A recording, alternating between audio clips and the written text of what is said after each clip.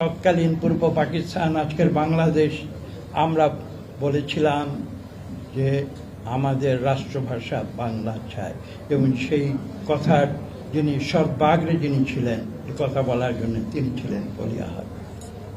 8ই জানুয়ারির পরে 12ই মার্চ 1948 সাল, সেদিন কিন্তু একটি হরতাল দেওয়া হয়েছিল।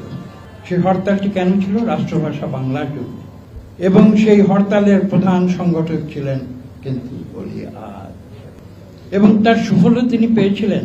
সেই সুফলটি কি ছিল? কবি আব্দুল হাই সিকদার সাহেবের কিন্তু সেটা জানা আছে। সেই সুফলটি ছিল ঢাকা বিশ্ববিদ্যালয় থেকে অলি আহাদকে, একটি শব্দ আমি ব্যবহার করব, অলি আহাদকে রাস্টিকেট করা অপরাধ। তিনি মুখের ভাষা বাংলাকে রাষ্ট্রভাষা করার দাবি জানিয়েছিলেন, সেটাই ছিল তারা।